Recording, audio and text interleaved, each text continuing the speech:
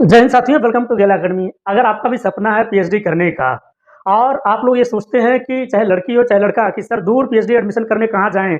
नज़दीक यूनिवर्सिटी में कहीं पीएचडी का नोटिफ़िकेशन आएगा तब फॉर्म भरेंगे, तब कहीं जाके हम लोग पीएचडी करेंगे। और ख़ास तौर पे लड़कियों के लिए ये रहता है टास्क कि खुद भी सोचती हैं, घरवाले भी सोचते हैं, टोला-मोहल्ला भी सोचता है और उनके साथ पूरी रिश्तेदारी भी सोचती है कि लड़की है, कहाँ दूर जाओगी, कहाँ रहोगी? वैसे भी जुग ज़माना खराब है और तमाम लड़कियाँ गई हैं, तुम कौन-सा बड़ा तीर मार लोगी? इन सारी बिंदुओं को निराधार करते हुए एक ऐसी यूनिवर्सिटी के बारे में बातचीत करने वाला हूँ, जो लड़कियों के लिए स्पेशल रहने वाला है, सबसे सुरक्षित यूनिवर्सिटी। आपको कहीं कोई हेडेक की ज़रूरत ही नहीं है और सबसे बड़ी चीज़ क्या है जानते हैं?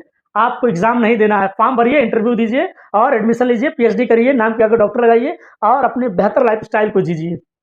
क्या कुछ है इस वीडियो में? वीडियो की रूपरेखा को हम लोग समझ लेते हैं। उससे पहले अगर आप चैनल पे नए हो तो वीडियो को लाइक कर लीजिए, चैनल को सब्सक्राइब कर लीजिए। क्योंकि गेला अकेडमी के माध्यम से भारत की सभी यूनिवर्सिटियों का नोटिफ़िकेशन सबसे पहले सही समय पर सही सूचना आप तक पहुँचाने का काम मैं करता रहता हूँ। ठीक? तो पहले बातचीत हम लोग करेंगे एलिजिबिलिटी क्या रहने वाली है, इम्पोर्टेंस डेट क्या रहने वाले हैं, फॉर्म कब ओपन है, कब लास्ट डेट है, एडमिट कार्ड कब है, इंटरव्यू डेट क्या रहने वाली है और इंटरव्यू का तरीका क्या रहने वाला उसके बारे में बातचीत करेंगे। सिलेक्शन प्रोसेस सबसे ज़रूरी चीज़ सर, फॉर्म तो बहुत जगह भर रहे हैं सर, एडमिशन नहीं मिल पा रहा है, वो तरीका मैं बताऊँगा। पार्ट टाइम वाले पीएचडी कैसे करेंगे वो भी बताऊँगा और सब्जेक्ट में कितनी सीट है, मतलब कितने सब्जेक्ट हैं, उनमें कितनी-कितनी सीटें हैं, कैटेगरी वाइज़ सीटें कितनी, सब कुछ बताऊँगा और आपको गेला अकेडमी के माध्यम से, राघवेंद्र सर के माध्यम से, मेरे द्वारा आपको क्या हेल्प चाहिए, वो भी बातचीत करेंगे। तो वीडियो को लाइक कर दिया है ना? ठीक है, thank you. Himachal Pradesh university, ये हिमाचल गवर्नमेंट का स्टेट यूनिवर्सिटी है, इसलिए लड़कियों आप मन में ज़रा भी हेडेक मत रखना कि आपके लिए ये असुरक्षित है, पूरी तरह से सुरक्षित है और एक सुंदर वातावरण, प्राकृतिक वातावरण है ना? पीएचडी एडमिशन रेगुलर मोड में और पार्ट टाइम दोनों तरीकों से पीएचडी का नोटिफिकेशन आया हुआ है। एलिजिबल कौन से व्यक्ति होंगे? जिन्होंने मास्टर कर रखा है कितने 55% के साथ, वो व्यक्ति एलिजिबल है, फॉर्म भर सकता है। जिन्होंने नेट पास किया है, जिन्होंने जेआरएफ पास किया है, वो भी क्या है एलिजिबल है, फॉर्म भर सकते हैं। इसके अलावा जिसने सेट पास किया होगा, सेट, वह भी फॉर्म भर सकता है, लेकिन कौन सा सेट? जिस राज्य का यूनिवर्सिटी है उसी राज्य का, मतलब अगर आपने हिमाचल प्रदेश का सेट पास किया है तब आप एलिजिबल है। मान लीजिए कोई व्यक्ति बिहार का सेट पास है, एमपी का सेट पास है, तो आप एलिजिबल नहीं हो और कोई व्यक्ति सीएसआईआर नेट पास है, गेट पास है, तब भी वो व्यक्ति एलिजिबल है। कहाँ पे? सीएसआईआर नेट या फिर आप गेट पास हो तभी आप इस फॉर्म को भर सकते हो, वो व्यक्ति इस फॉर्म को भर सकते हैं। ठीक, ये बात हो गई। अब इंपॉर्टेंस डेट की बात कर लें। ये फॉर्म ओपन कब हुआ था? ये फॉर्म आपका जो ओपन हुआ है वो 20 मई को ओपन हुआ था, मतलब 20 मई से इसमें फॉर्म अप्लाई होने शुरू हो गए हैं।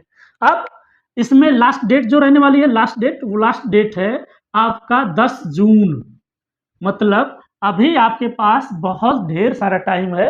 और अगर आप मेरा वीडियो आज देख रहे हो, कल देख रहे हो, परसों देख रहे हो, जिस दिन देखना आपको कसम है उसी दिन अप्लाई कर देना। समझ पा रहे हो कि नहीं? कसम है आपको, आपके सपने की कसम है, आपको आपके पीएचडी की कसम है, उसी दिन अप्लाई कर देना जिस दिन मेरा वीडियो देखना। वीडियो को लाइक करना है और कमेंट कर देना सर मैंने अप्लाई कर दिया। ठीक, अब इंटरव्यू क्या मामला है?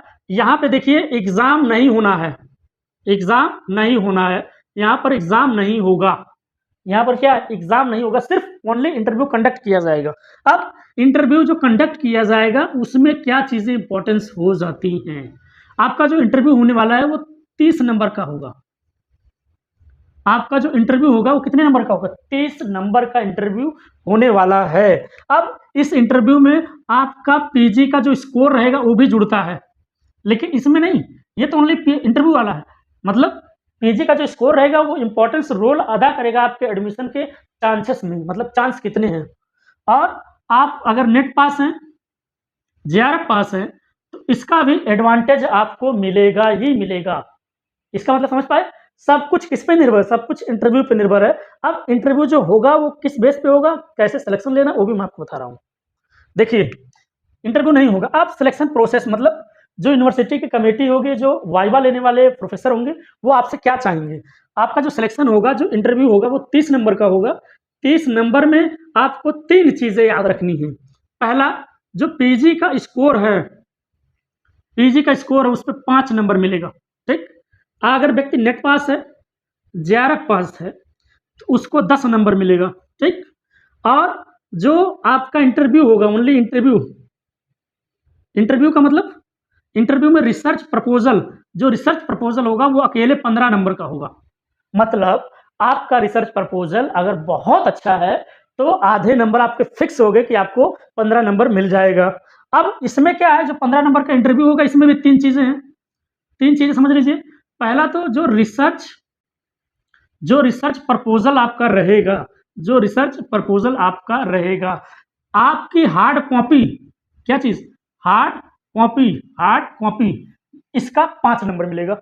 मतलब आपने रिसर्च प्रपोजल लिखा, बनाया और सही फॉर्मेट में, सही टॉपिक, सब कुछ एक पेज से लेके आखिरी पेज तक सब कुछ आपने रेफरेंसेस वगैरह, इंडेक्स वगैरह बहुत अच्छे से बनाया है, तो वो 5 नंबर फिक्स हो गया। ठीक? अब अब ये सिर्फ बना के लेके गए, 5 नंबर मिल गया। अब जो प्रेजेंटेशन होगा उसका 5 नंबर, मतलब आप जो हार्ड कॉपी लेके जाओगे 4 या 5 प्रतियों में, सर प्रोफेसर सर ये मैम ये मेरा रिसर्च प्रपोजल, सर मेरा ये रिसर्च प्रपोजल, उसकी जो 5 प्रतियां ले जाएंगे, जो उसको प्रेजेंट करेंगे उसका 5 नंबर। और रिसर्च प्रपोजल का जो क्वेश्चन और आंसर है इसका 5 नंबर। टोटल कितने नंबर हो गए? 15 नंबर। मतलब अगर कोई व्यक्ति नेट पास है, जेआरएफ पास है, तो 100% ये गारंटी है कि उसका एडमिशन हो जाएगा। लेकिन किस बेस पे?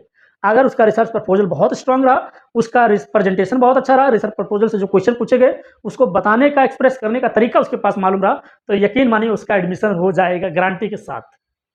ठीक? अब अभी आगे और सारी चीजें बताऊंगा आपको एडमिशन कैसे लेना है, अभी रुके रहना। पार्ट टाइम वाले कौन व्यक्ति हैं जो पार्ट टाइम कर सकते हैं? कोई व्यक्ति जो टीचर है, चाहे वो गवर्नमेंट का टीचर हो चाहे प्राइवेट का टीचर हो, कोई व्यक्ति जो बिजनेस किया हो, कोई व्यक्ति जो काम कहीं कर रहा हो, मतलब कहीं रोजी रोटी में व्यस्त है, अगर ऐसे व्यक्ति हैं, वो सभी लोग अपने आप को हिमाचल प्रदेश यूनिवर्सिटी में पार्ट टाइम पीएचडी में इनरोल हो सकते हैं। एनओसी लगा के, नो ऑब्जेक्शन सर्टिफिकेट लगा के आप इनरोल होकर पीएचडी कर सकते हैं। लेकिन सबका सिलेक्शन, चाहे रेगुलर मोड वाला हो चाहे पार्ट टाइम वाला हो, सबका प्रोसेस यही रहने वाला है। ठीक? सीट कितनी है आप सभी लोग देख लीजिए। केमिस्ट्री में 22 सीट निकला हुआ है, मैथमेटिक्स में 14 सीट, और फिजिक्स में 21 सीट निकला हुआ, बॉटनी में 10 सीट, जोलॉजी में 10 सीट, बायोटेक्नोलॉजी में 5 सीट है, पीएचडी इन माइक्रोबायोलॉजी में 3 सीट है, कंप्यूटर साइंस में 13 सीट है, इंग्लिश में 6 सीट है, पब्लिक एडमिनिस्ट्रेटिव में 3 सीट है, और पॉलिटिकल साइंस में 4 सीट है, हिस्ट्री में 7 सीट है, हिंदी में 13, संस्कृत में 3 सीट है, कॉमर्स में 24 सीट है ना।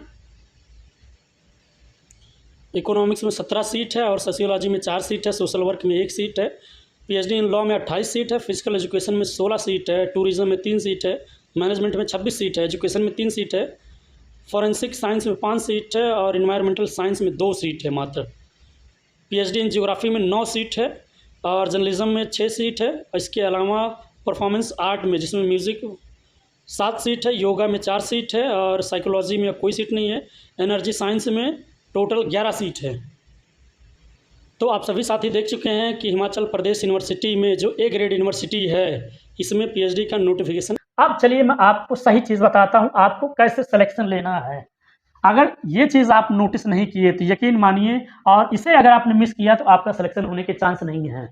अब देखिए, जो सिलेक्शन है, सिलेक्शन सिलेक्शन वो किस आधार पे है?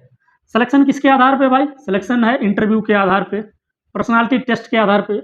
अब इसमें भी आधा नंबर कौन लेके जा रहा है? आपका रिसर्च प्रपोजल लेके जा रहा है। अब रिसर्च प्रपोजल को बनाते हुए समय क्या चीज़ें ध्यान रखनी है? पहला, आपका टॉपिक बहुत यूनिक और 2 या 3 लाइनों में होना चाहिए, 1 लाइन में नहीं होना चाहिए। आपके ऑब्जेक्टिव एकदम क्लियर होने चाहिए। आपका जो रिसर्च गैप है, कैसे पता चला कि आपको इसी पे पीएचडी करनी है, जिसे कहते हैं शोध अंतराल, है ना? आपके मेथोडोलॉजी, कैसे आप पीएचडी करोगे? अरे भाई, आप पीएचडी करने आ रहे हो ना, कौन-सा ऐसा तरीका होगा, किस आधार पे आप करने वाले हो? आपको हाइपोथेसिस क्या रहने वाली है? आपके आउटकम क्या रहने वाले हैं? है ना? आपका स्टडी ऑफ एरिया क्या है? लिमिटेशन क्या रहने वाला है? इसके अतिरिक्त आपका रेफरेंसेस क्या है? आपने जो साइटेशन बनाया, रेफरेंसेस यूज़ किया, आपने ये चीज़ कैसे डिफाइन किया आपको इसी टॉपिक पीएचडी करनी है? और सबसे बड़ा सवाल, ऑलरेडी आप जो टॉपिक चुनेंगे उस पे बहुत ढेर सारी पीएचडी हो चुकी है, आप उसमें नया क्या करोगे? ये सारी चीज़ें जब पूछी जाएँगी ना, तब कहोगे अरे बाप रे बाप! मैं तो ये कभी सोचा ही नहीं था, ये सब भी पूछा जाता है। ठीक? तो आप सभी लोगों से मैं बस इतना ही कहना चाहूँगा, गेला एकेडमी के माध्यम से, राघवेंद्र सर के माध्यम से आप लोगों को जो हेल्प मिलने वाली है, टॉपिक चुनने में, अगर आपको नहीं समझ में आ रहा है, आपका चाहे जो सब्जेक्ट हो, ठीक? टॉपिक चुनने में मदद हो जाएगी। रिसर्च प्रपोजल का पीडीएफ हार्ड कॉपी आपके घर तक पहुँच जाएगी। इंटरव्यू प्रिपरेशन पूरा कराया जाएगा। बेसिक क्वेश्चन आपको, आप पीएचडी में क्यों आना चाहते हो, इसका आंसर मिलेगा। आपकी रिसर्च मेथोडोलॉजी क्या रहने वाला है, आंसर मिलेगा। आपने कैसे डिफाइन किया, आपका रिसर्च गैप यही रहने वाला है। और सबसे इम्पोर्टेंट चीज़, अपने आप को मोटिवेट रखना और इंटरव्यू पैनल में अपना इम्पैक्ट छोड़ के आना। कहते हैं नहीं, first impression is last impression. तो अपने आप को उस इम्पैक्ट में लेके आना ताकि आपका सिलेक्शन हो जाए। हमारे माध्यम से अगर कोई हेल्प चाहिए, डिस्क्रिप्शन बॉक्स में व्हाट्सएप नंबर होगा, सपोर्ट नंबर होगा, हेल्पलाइन नंबर होगा। आप उस पे व्हाट्सएप सिर्फ करेंगे, कॉल नहीं करेंगे। जब हमारे आवश्यकता होगी हम आपको कॉल बैक कर लेंगे, ठीक? हमारे यहाँ से ये मदद हो जाएगी। तो आज का वीडियो कैसा लगा कमेंट करके ज़रूर बताइएगा। चलिए मिलते हैं एक नए वीडियो में, तब तक के लिए थैंक यू सो मच। जय हिंद, जय भारत। वीडियो को लाइक कर दीजिए, चैनल को सब्सक्राइब कर दीजिए और एक कमेंट करिएगा लास्ट में, कौन ऐसे स्टूडेंट है, कौन ऐसे विद्यार्थी है जो लास्ट तक देखते हुए आए यहाँ तक। कहते हैं आप पूरा जानकारी या पूरा वीडियो नहीं देखते हो, इसलिए आधी जानकारी रह जाती है, आधी चीज़ें गड़बड़ हो जाती है, आपके सिलेक्शन के चांसेस बड़े कम हो जाते हैं। पूरा वीडियो पूरा देखा करिए। 8-10 मिनट का वीडियो होता है, 8-10 मिनट अपनी ज़िंदगी के, अपने सपने के लिए आप नहीं दे सकते? बिल्कुल दे सकते हो। पूरा वीडियो देखा करिए ताकि पूरा ज्ञान हो, सही से अप्लाई करो, सही से तैयारी करो। आज तक अधूरे मन से काम किए, आज आपको कसम है अपने पूरे मन से काम करना, सब कुछ सही करना, अपने आप को तैयार रखो। यार बहुत टाइम हो गया यार, उम्र निकल रही है, सही समय पे शादी नहीं कर पाए ना, तो बच्चे भी पापा कहने के बजाय दादा और दादी कहेंगे। लड़कियाँ आपको भी कह रहा हूँ, लड़कों आपको भी कह रहा हूँ, जल्दी से पीएचडी खत्म करो, जल्दी से नौकरी लो, जल्दी से जेआरएफ निकालो, 50,000 महीना कमाओ, जल्दी शादी करो और बच्चे वगैरह भी कर लो, ठीक? जय हिंद, जय भारत।